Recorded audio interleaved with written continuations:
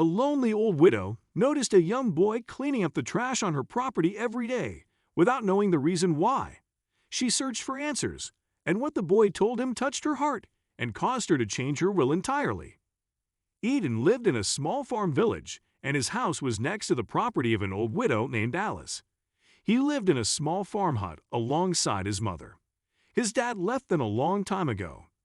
Not wanting her son to end up like his dad, his mom Christine raised him with so much love and care, hoping he would one day become a kind and gentle man himself.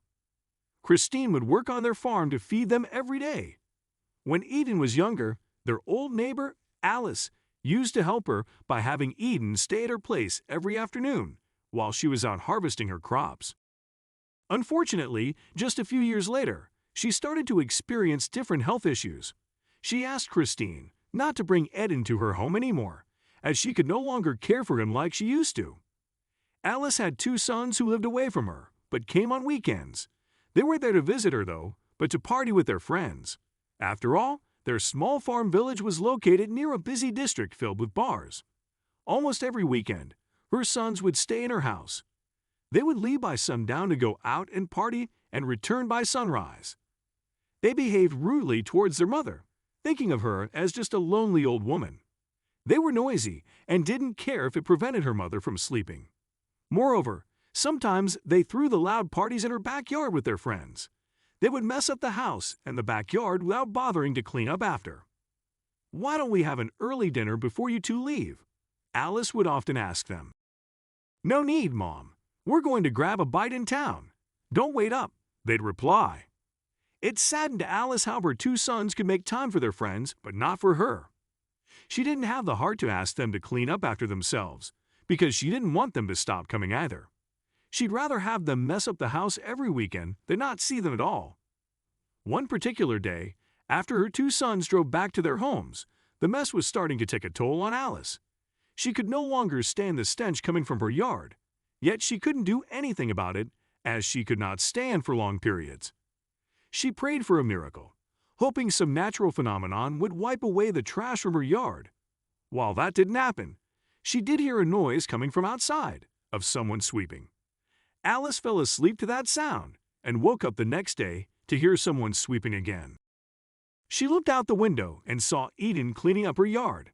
Afraid her health would deteriorate further if she were exposed outside, she remained indoors. However, after days of watching Eden clean up after her sons, she couldn't take it anymore. She called Eden's mother on the phone, asking her why the young boy was cleaning up the garbage that her own sons had scattered every weekend. "I don't know anything about that, Grandma Alice," Christine replied. "You'd have to ask Eden himself." With that, Alice invited Eden over. He came in an instant and noticed that Alice had difficulty walking. After opening the door, she lay on the couch to rest her tired feet. Then she asked the boy why he kept cleaning her yard. "When I asked Mom why you never came to see us anymore, she explained that it was hard for you to breathe because of the polluted air outdoors," he explained.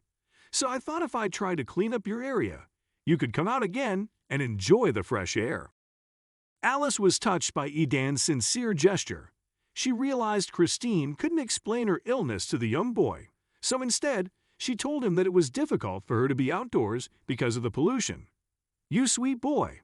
In so many years, no one has cared for me the way you have," she said in tears. "Thank you, my child. I feel a lot better now because of your help," she said, reassuring Eden that his efforts were not in vain. Eden beamed with joy. "Really, Grandma Alice? You're feeling much better?" he asked her. Alice nodded and tried her best to stand up. "I am." "Would you like to take a short walk with me outside?" she asked the young boy. Every single day after that, Alice and Eden would take quick walks outside in her yard. While they started with short distances, these walks eventually got longer until Alice managed to walk to Eden's house, where they would eat dinner and exchange stories with his mother. Alice was surprised that her daily walks with Eden eventually helped improve her health. It allowed her to stay active and inhale fresh air. One day, while they were walking, Eden noticed that Alice was walking a lot faster than she used to. He asked her, "Did the doctors cure you, Grandma Alice?" Alice looked at the innocent young boy and smiled. "No, sweetheart, you cured me," she replied, hugging him. Alice felt so much love from Eden and realized she felt more love and care from him than her own sons. Because of this, she decided to alter her will, leaving an inheritance to Eden instead of her sons. After Alice died several years later, her sons discovered she had left her house to Eden, and they were enraged, accusing Christine and Eden of manipulating their mother. "What kind of scheme did you pull on our old mother?" they said, storming into their home. "We didn't pull any scheme. In fact, I don't need Grandma Alice's house. You can take it. All I ask is for you to lend me $50 and spend the day with me," Eden told them. The two men scoffed, shaking their heads. They handed him a $50 bill and proceeded to ask, "What do you have planned for us today, then?" "Come follow me," Eden said, walking towards town. He brought the two men into a flower shop, where he bought a grand bouquet. Then he led them out of the flower shop and onto the street in silence. "Where are we going? Are you taking us on a date?" one of Alice's sons mocked. "Just keep walking," Eden told them. Eventually, they reached their town's small cemetery, where Alice was laid to rest. Eden led them to Alice's grave and placed the lovely bouquet of flowers on it. "I noticed no one brought Grandma Alice flowers during her funeral," Eden said softly. "She deserves a beautiful bouquet for her selflessness, love, and compassion. If you can't do it for her, don't worry, I will."